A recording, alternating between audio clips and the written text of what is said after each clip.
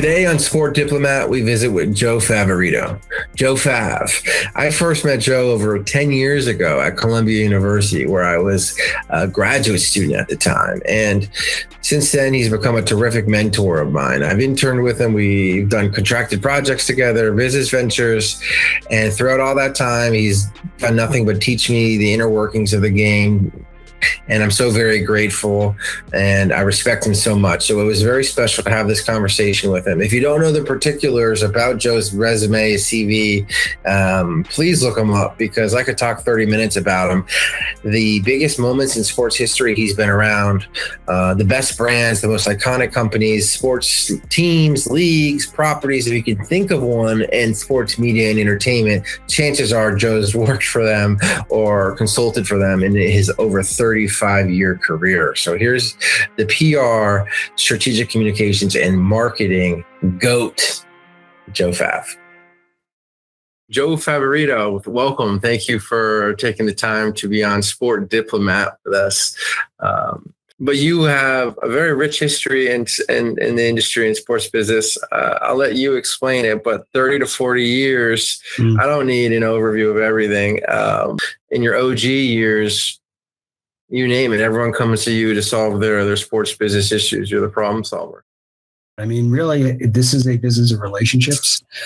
You kind of collect those type of relationships through the places you go and the people you meet over time. And it's not that hard a business. I mean, I don't think that the aspect of storytelling hasn't changed in 2,000 years. What's changed is kind of the scope and the medium, and that continues to evolve. So you always have to stay on top of, how people are communicating, what's resonating, how you can amplify stories, who's doing a good job telling stories and why, what are the stories that are interesting people right now, what are the narratives that are going on. And then you try and pair them to either people you meet with, people you work with, people and maybe build a little bit of consensus, and you continue to be a curious learner over a long, long period of time, and try and always figure out how, if you're listening to people, what they're telling you.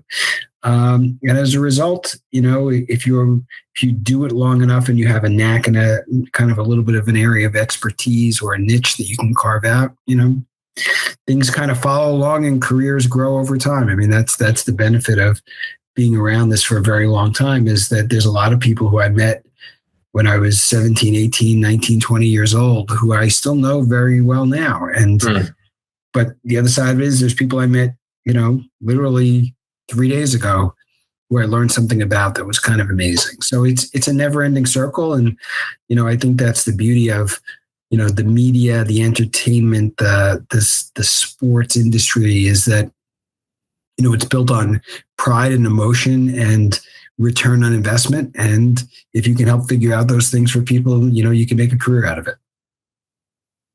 Yes, the master communicator, Joe Fav, that's for sure. Definitely storytelling is a motif that you've, taught me, and that is definitely evident in your career.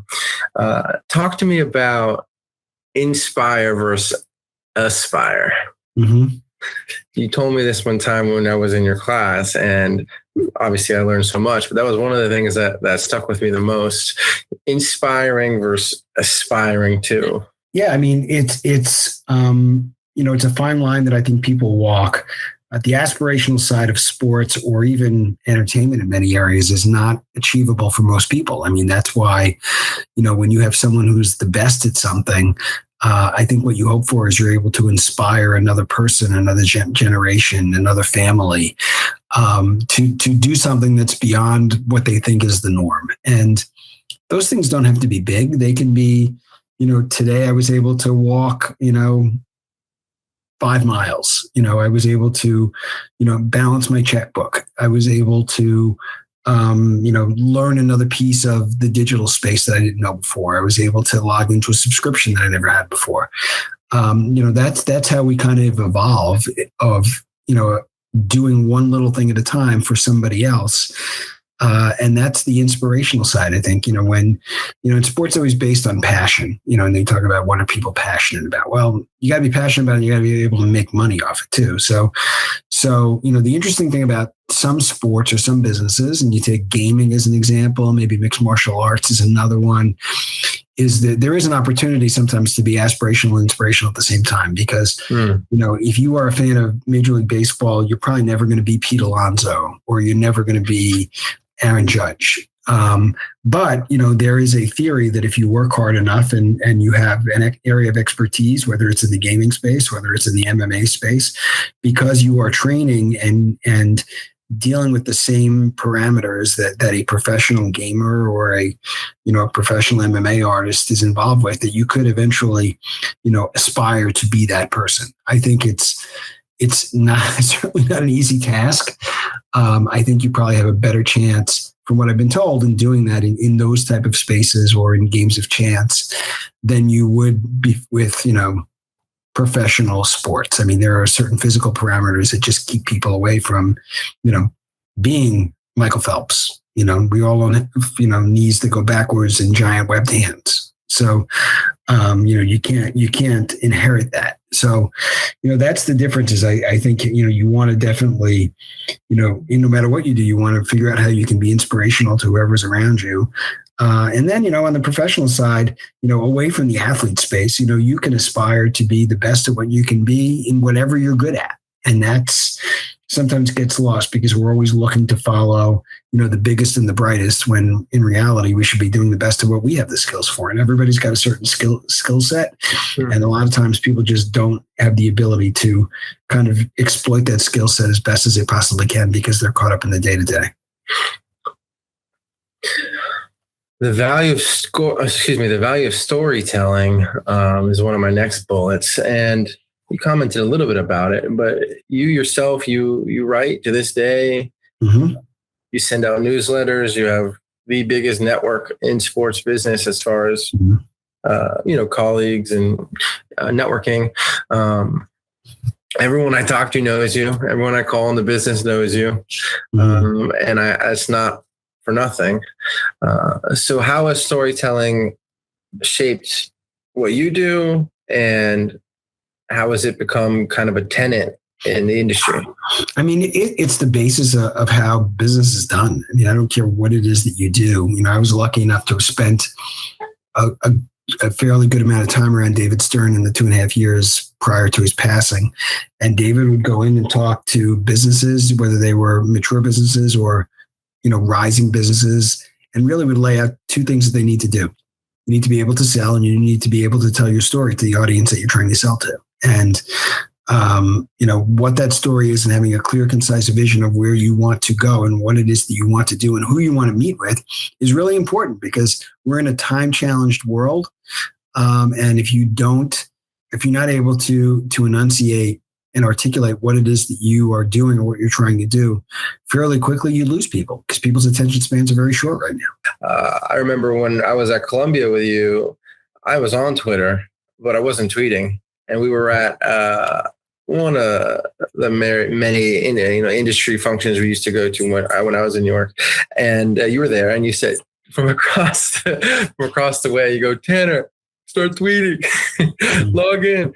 And that was the first time I started tweeting professional things, before it was the early days of social media, and I was just kind of on personally.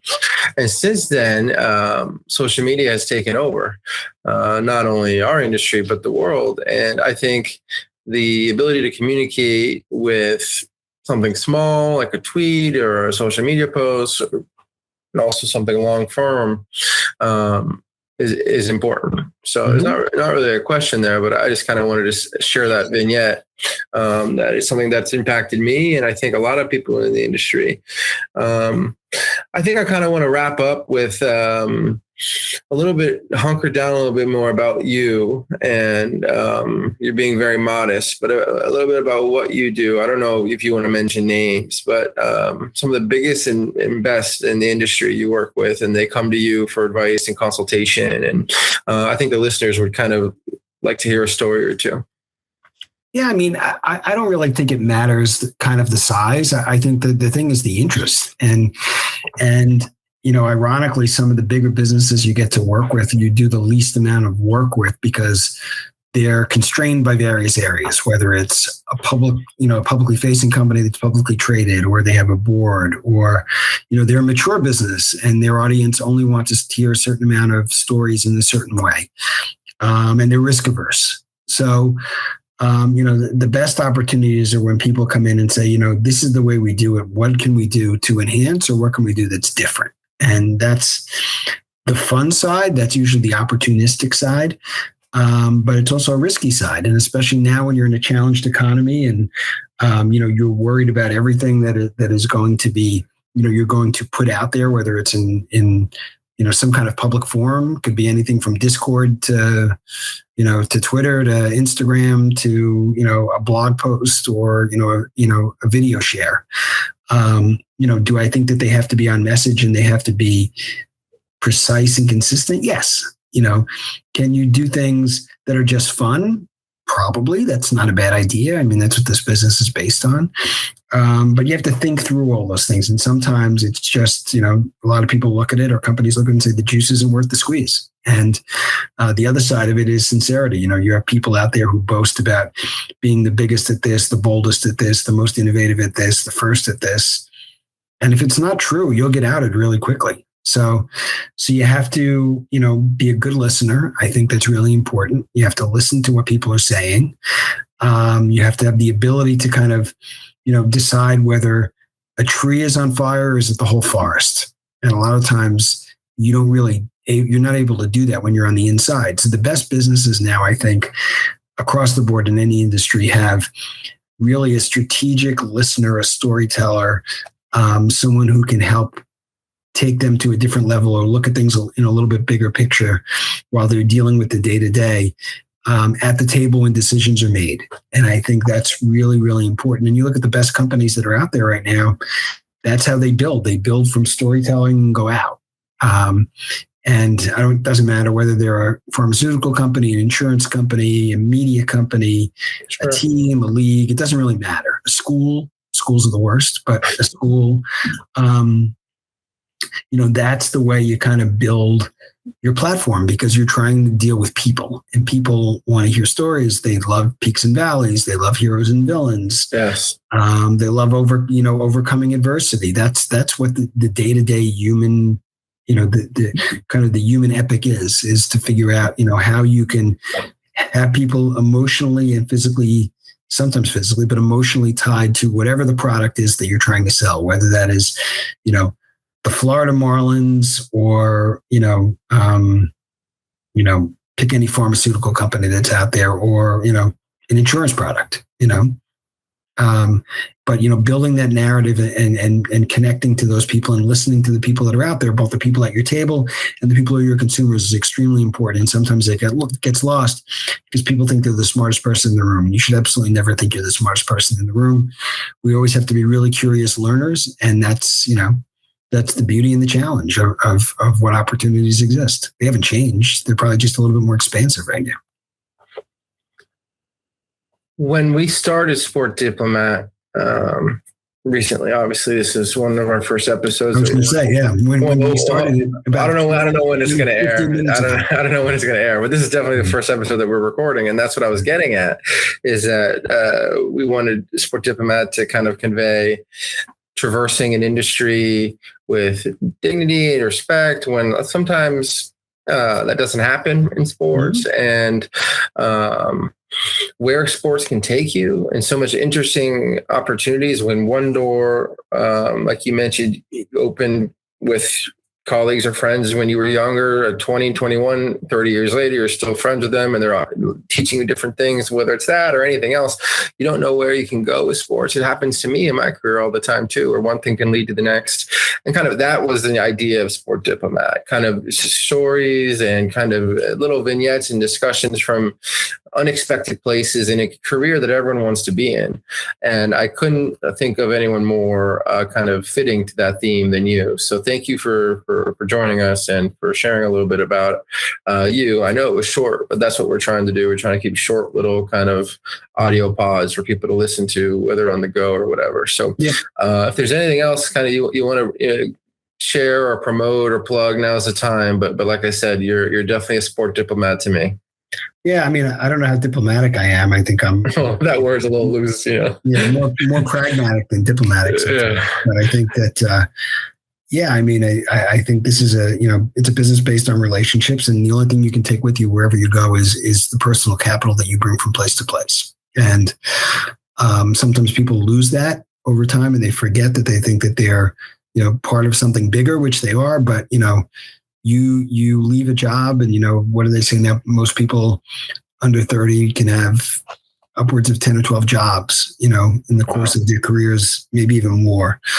And especially as consulting becomes more and more prevalent. But I think, what you take with you is who you are and what you do.